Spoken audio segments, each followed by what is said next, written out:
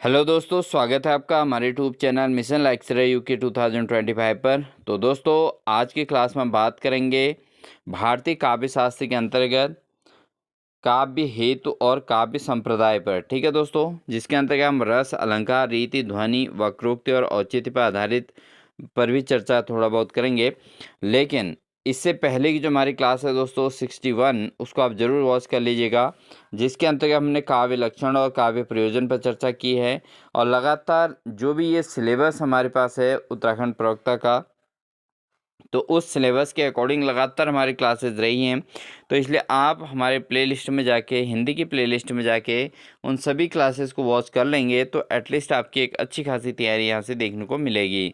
तो बिना स्किप किए पूरे क्लास को ज़रूर वॉच कीजिएगा। साथ ही दोस्तों, चैनल पर नए हैं तो चैनल को सब्सक्राइब कर लीजिएगा, बेल आइकन दबाकर ऑल नोटिफिकेशन ऑन कर लीजिएगा, क्योंकि हम करवाने वाले हैं प्रवक्ता की पूरी प्रिपरेशन हिंदी की इस चैनल के माध्यम से। तो आपको सारा कंटेंट यूट्यूब के माध्यम से फ्री ऑफ कॉस्ट देखने को मिलने वाला है। तो बिना देरी किए हुए आज के क्लास को स्टार्ट करते हैं दोस्तों।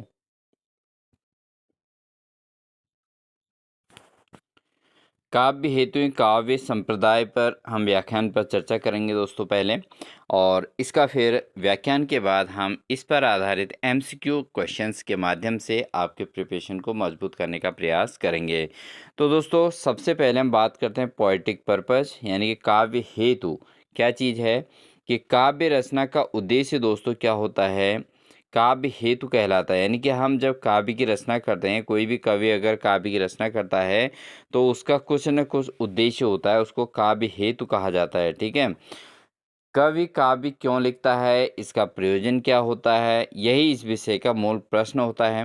विभिन्न आचार्यों ने इसके लिए दोस्तों अलग अलग मत दिए हैं कि काव्य हेतु का क्या मत है। ठीक है, काव्य हेतु क्या अर्थ है। ठीक है, तो इसको जानना जरूरी है दोस्तों, फिर उसके बाद बात करेंगे एमसीक्यू के माध्यम से। काव्य हेतु मुख्यतः तीन प्रमुख हेतुओं का उल्लेख यहाँ पर किया जा सकता है दोस्तों।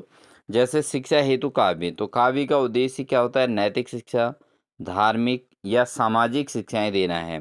ठीक है, क्योंकि जो काव्य का लक्ष्य होता है, काव्य में जो कवि जो साहित्यिक जो तौर पे जो है कवि प्रस्तुतिकरण करता है, तो उसका जो उद्देश्य होता है क्या क्या होता है, नैतिक उद्देश्य होते हैं, धार्मिक उद्देश्य होते हैं, सामाजिक शिक्षा देना उसका मुख्य उद्देश्य होता है। जैसे भवभूति हो गया, भारवीय हो गया। ठीक है, ये शिक्षा हेतु जो है काव्य की रचना इसके अंतर्गत की गई हैं। इसके अलावा दोस्तों, जो काव्य है उसका जो उद्देश्य होता है क्या होता है, आनंद प्रस्तुत करना। यानी कि जो श्रोता है या जो पाठक है उसमें उसके अंदर आनंद की अनुभूति हो। तो काव्य का उद्देश्य केवल रसात्मक आनंद देना है, जैसे आचार्य आनंदवर्धन ने अपनी रचना है। इसके अलावा मम्मट। ठीक है दोस्तों, तो ये जो है काव्य का उद्देश्य मुख्य रहा है कि रसात्मक आनंद प्रदान करना। ठीक है, इसके अलावा शिक्षा एवं आनंद दोनों हेतु इसका उपयोग किया जा सकता है।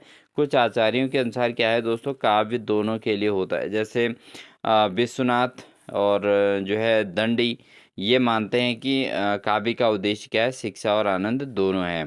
ठीक है, तो शिक्षा हेतु जो माना गया है वो भवभूति और भारवी के द्वारा माना गया है कि काव्य का जो हेतु है, यानी काव्य का उद्देश्य क्या है, वो उसका उद्देश्य धार्मिक, नैतिक और सामाजिक शिक्षाएं देना है।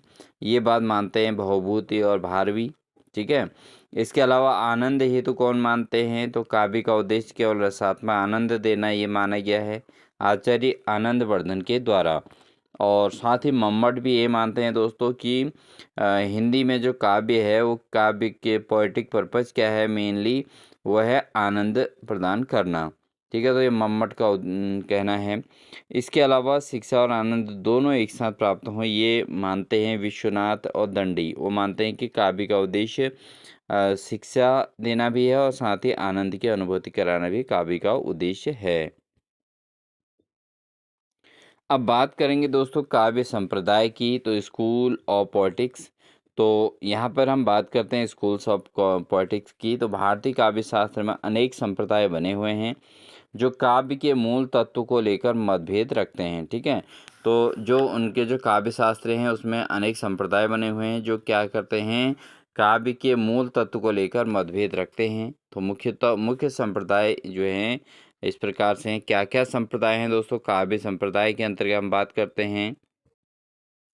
फर्स्ट हम बात करेंगे अलंकार संप्रदाय की। तो दोस्तों यहाँ पर अलंकार संप्रदाय जो है काव्य का प्रधान तत्व माना जाता है, क्योंकि अलंकार दोस्तों काव्य के मुख्य संप्रदाय के रूप में माने जाते हैं, क्योंकि अलंकार के बिना काव्य की रचना जो है संभव नहीं है।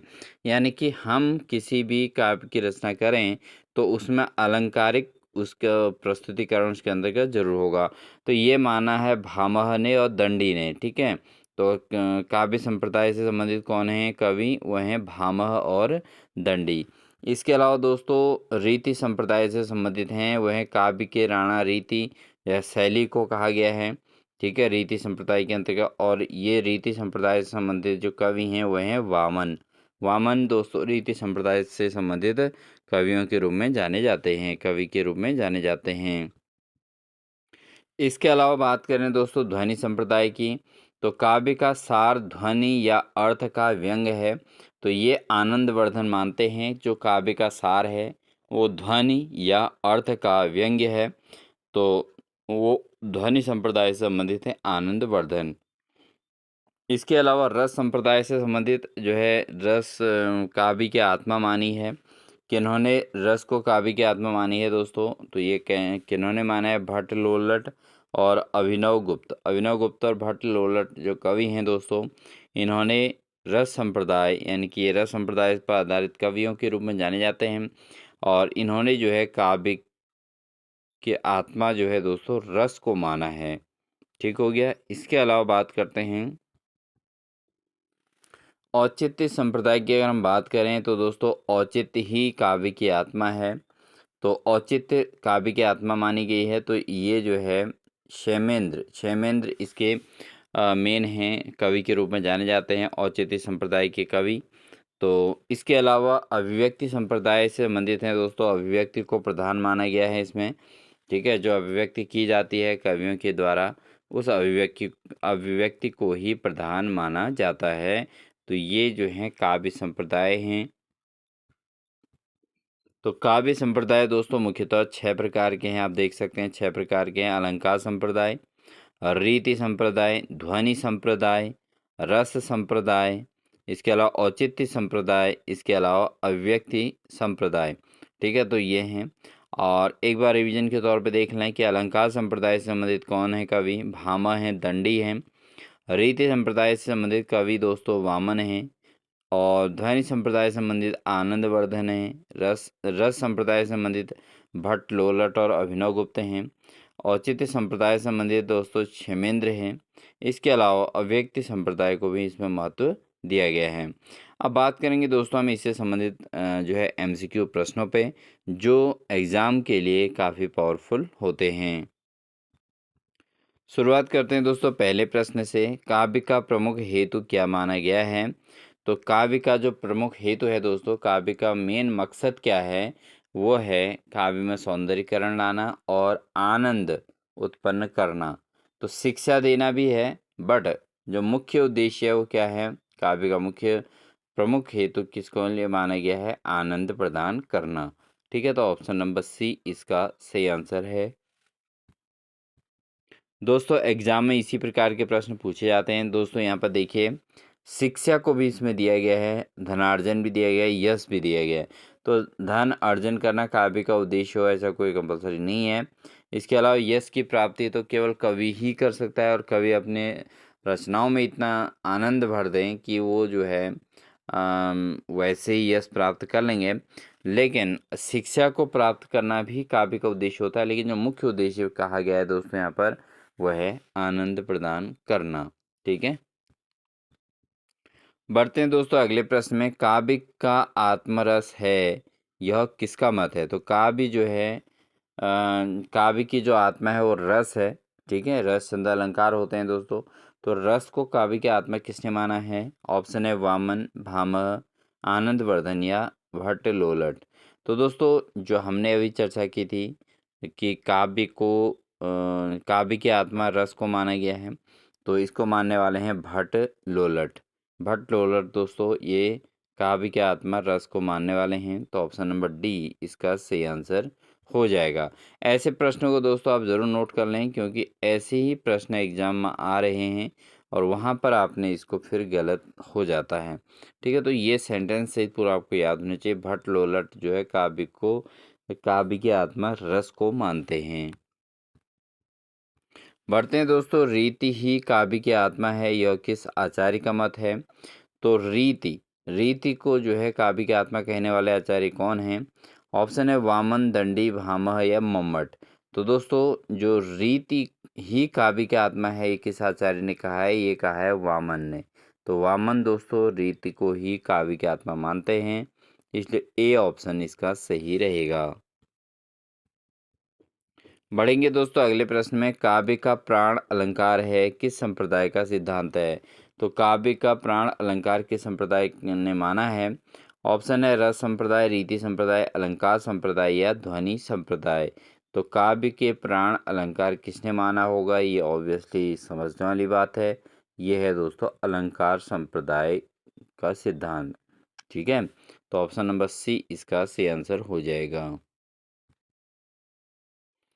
बढ़ेंगे दोस्तों अगले प्रश्न में, ध्वनि का प्रतिपादन किस आचार्य ने किया है? तो ध्वनि का प्रतिपादन करने वाला आचार्य कौन है? ऑप्शन है आनंदवर्धन, क्षेमेंद्र, वामन या मम्मट।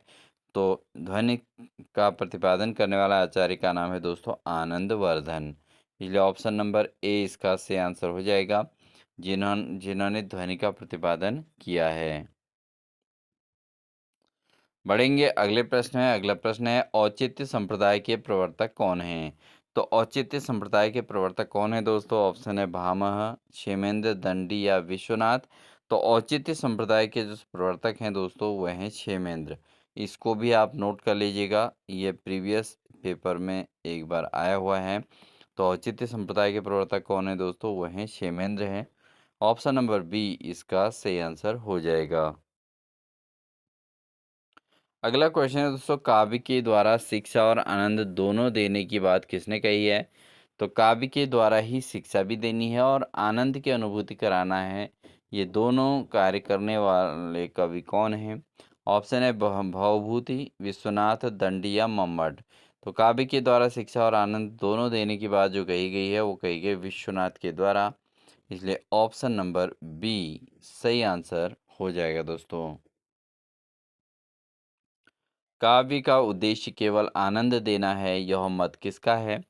तो किन्होंने जो है काव्य का उद्देश्य आनंद को माना है दोस्तों? तो ऑप्शन है आचार्य मम्मट, क्षेमेंद्र, भामह या भवभूति। तो इसका बिल्कुल सटीक आंसर है दोस्तों आचार्य मम्मट। आचार्य मम्मट का मानना है कि काव्य का उद्देश्य केवल आनंद देना है, इसलिए ऑप्शन नंबर ए इसका सही आंसर बन जाएगा। अगला क्वेश्चन रहेगा, काव्य का प्राण रीति है, यह कथन कहाँ से लिया गया है? तो काव्य का प्राण जो है रीति है, तो ये कथन जो लिया गया है दोस्तों, ऑप्शन है काव्य अलंकार, काव्य प्रकाश, काव्य अलंकार सूत्र या काव्य सूत्र। तो काव्य का प्राण रीति है, यह कथन जो लिया गया है दोस्तों वो लिया गया है काव्य अलंकार सूत्र से। तो ऑप्शन नंबर सी इसका सही आंसर बनेगा, क्योंकि काव्य अलंकार सूत्र के माध्यम से काव्य की का जो प्राण है वो रीति माना गया है। अगला क्वेश्चन है दोस्तों, रसात्मक अनुभूति को काव्य का हेतु किसने माना है? तो रसात्मक अनुभूति जो काव्य है वो काव्य का हेतु किसने माना है? ऑप्शन है भामा, मम्मट, वामन या अभिनव गुप्त। तो दोस्तों जो हमने अभी चर्चा की थी, रसात्मक अनुभूति को काव्य का हेतु मानने वाले कवि हैं वह हैं अभिनव गुप्त। ऑप्शन डी सही आंसर होगा। अगला प्रश्न है दोस्तों, काव्य का प्रयोजन लोक शिक्षा किसने कहा है? तो काव्य का प्रयोजन लोक शिक्षा किसने कही है दोस्तों? ऑप्शन है भवभूति, दंडी, मम्मट या क्षेमेंद्र। तो लोक शिक्षा काव्य का उद्देश्य जो प्रयोजन माना है वो माना है भवभूति ने। तो भवभूति ने दोस्तों इसको माना है, इसलिए ऑप्शन नंबर ए सही हो जाएगा। भवभूति काव्य का प्रयोजन दोस्तों लोक शिक्षा को मानते हैं, इसको आप याद रखें। ठीक है, बढ़ते हैं अगले प्रश्न में। प्रश्न है दोस्तों, रीति का अर्थ क्या है? अब रीति का अर्थ क्या है इसको समझना है। सजावट, भाषा का ढंग, भाव या रस। तो रीति का जो अर्थ है दोस्तों वह है भाषा का ढंग। तो रीति का अर्थ होता है भाषा का ढंग। किस तरीके से भाषा प्रस्तुत की जा रही है तो उसको रीति कहा गया है। इसलिए ऑप्शन नंबर बी इसका सही आंसर हो जाएगा। बढ़ते हैं दोस्तों अगले प्रश्न में, ध्वनि संप्रदाय का सबसे महत्वपूर्ण ग्रंथ कौन सा है। तो ध्वनि संप्रदाय का सबसे महत्वपूर्ण ग्रंथ दोस्तों यह है ध्वन्यावलोक। ध्वन्यालोक जो है दोस्तों, ये ध्वनि संप्रदाय का सबसे महत्वपूर्ण ग्रंथ के रूप में जाना जाता है। तो ऑप्शन नंबर बी इसका सही आंसर हो जाएगा। बढ़ेंगे दोस्तों अगले प्रश्न में, काव्य का प्रमुख प्रयोजन क्या नहीं है। तो इस चीज़ को समझना जरूरी है कि काव्य का प्रयोजन कौन सा नहीं है, ये बात ध्यान रखना है। ऑप्शन है आनंद, आनंद बिल्कुल काव्य का प्रयोजन है। इसके अलावा शिक्षा देना भी इसका प्रयोजन है। मनोरंजन करना भी काव्य का मुख्य प्रयोजन माना जाता है। धन संचय करना इसका प्रयोजन नहीं है दोस्तों। धन संचय तो तभी हो जाएगा जब अधिकतम लोग जो है कवि की काव्य को सुनने लग जाएंगे। तो उनका मनोरंजन भी होगा, उनकी शिक्षा भी बढ़ेगी और उनका आनंद भी होगा मिलेगा। तो कवि को जब आनंद का श्रोता को जब आनंद मिलने लग जाता है तो फिर वो उस पर इन्वेस्ट कर देते हैं। तो धन का संचय तो ऑलरेडी हो जाएगा, लेकिन मुख्य प्रयोजन इसका ये नहीं है।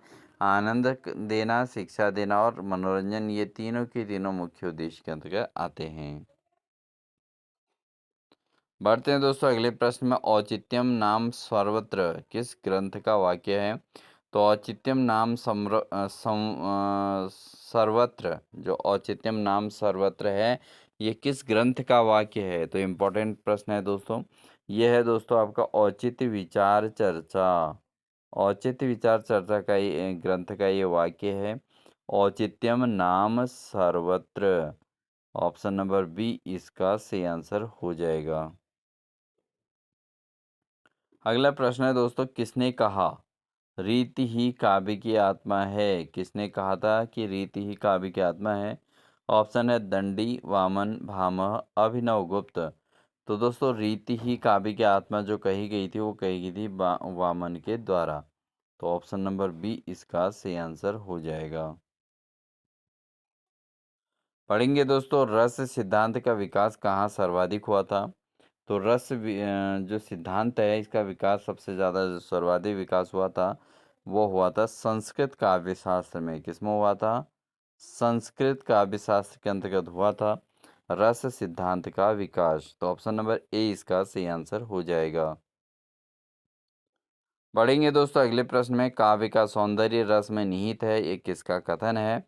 तो काव्य का सौंदर्य जो है रस में निहित है, ये जो कथन है दोस्तों किसका है, विश्वनाथ, वामन, भामह या क्षेमेंद्र। तो काव्य का सौंदर्य रस में निहित है, ये जो सिद्धांत है, ये कथन है, ये विश्वनाथ का कथन है। तो ऑप्शन नंबर ए इसका सही आंसर हो जाएगा। बढ़ते हैं दोस्तों अगले प्रश्न में, काव्य प्रकाश ग्रंथ किस संप्रदाय से संबंधित है। तो जो काव्य प्रकाश ग्रंथ है ये कौन से संप्रदाय से संबंधित है। रस संप्रदाय, ध्वनि संप्रदाय, औचित्य संप्रदाय या अभिव्यक्ति संप्रदाय। तो काव्य प्रकाश जो ग्रंथ है दोस्तों वो संबंधित है मुख्यतः ध्वनि संप्रदाय से। तो ऑप्शन नंबर बी इसका सही आंसर हो जाएगा। ध्वनि संप्रदाय पर आधारित है दोस्तों काव्य प्रकाश। अंतिम क्वेश्चन है दोस्तों जिसका आंसर आप सभी के द्वारा यहाँ पर प्रस्तुत किया जा सकता है।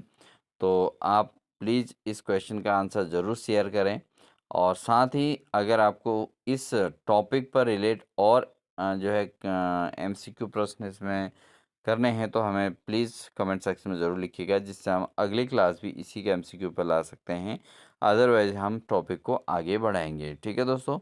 तो काव्य का उद्देश्य केवल शिक्षण नहीं आनंद भी है। तो यह विचार किस युग की में प्रमुख हुआ। तो काव्य का उद्देश्य केवल शिक्षण नहीं है, मैंने आपको पहले बताया है। शिक्षण के साथ आनंद का भी इसमें महत्वपूर्ण रोल है, और मुख्य रोल अगर हम बात करें तो काव्य का जो उद्देश्य होता है दोस्तों वो होता है आनंद प्रदान करना। अब ये विचार किस युग में प्रमुख हुआ है, क्योंकि प्राचीन युग है, मध्यकाल है, आधुनिक युग है और वैदिक युग है। तो इन चारों में से कौन से युग में जो है काव्य का उद्देश्य केवल शिक्षण नहीं आनंद भी है, किस युग में ये प्रमुख हुआ है। तो आप आसानी से इसका आंसर दे पाएंगे, मुझे उम्मीद है कि किस युग की हम बात कर रहे हैं और उस पर आधारित टॉपिक क्या है, उसके आधार पर आप इसका आंसर कमेंट सेक्शन में ज़रूर दीजिएगा। तो मिलते हैं दोस्तों आपको एक अन्य क्लास के साथ, क्योंकि ये क्लास जो है हमने टॉपिक थोड़ा कम लिया था। तो यहाँ पर ये क्लास यहीं पर हमारे कंप्लीट होती है और मिलते हैं आपको एक नेक्स्ट क्लास के साथ। तब तक आप चैनल पर नए हैं तो चैनल को सब्सक्राइब कर लीजिएगा, बेल आइकन दबाकर ऑल नोटिफिकेशन ऑन कर लीजिएगा। साथ ही इस वीडियो को अपने अधिक से अधिक दोस्तों का शेयर कर लीजिएगा दोस्तों, क्योंकि किसी की भी हेल्प करने का तात्पर्य भगवान हमारी हेल्प स्वयं करते हैं। तो इस चीज़ का आप ध्यान दें। तो आप जो है अपने ओर से कदम बढ़ाइए, आपको सफलता अपने आप ही मिलती रहेगी। सभी अभ्यर्थियों जो भी इस हमारी क्लास को पढ़ते हैं वो अपने मनोयोग से पूरे क्लासेस को ज़रूर देखते रहिएगा। हालांकि आप अन्य चैनल के माध्यम से भी क्लास पढ़ रहे होंगे, लेकिन ये क्वेश्चन भी आपके लिए काफ़ी हेल्पफुल होने वाले हैं और एक विशेष तरीके से आपके लिए ये कंटेंट तैयार किया जा रहा है। तो इसलिए आप बिल्कुल इनको भी स्किप ना करें, पूरी क्लास डेली वॉच करें और अधिक से अधिक क्लासेस अटेंड करने का प्रयास करें, जिससे आपको अधिक से अधिक ज्ञान अर्जन होगा और आपका सिलेक्शन श्योर हो जाएगा, क्योंकि एग्ज़ाम में कोई भी क्वेश्चन आपका चूकना नहीं चाहिए। इस चीज़ को आप ध्यान दीजिएगा। तो इसका जो सही आंसर है दोस्तों, वो आपका कौन सा युग है, आपने कमेंट सेक्शन में ज़रूर देना है। मिलते हैं एक नेक्स्ट इन्फॉर्मेशन के साथ, तब तक के लिए wish you all the best.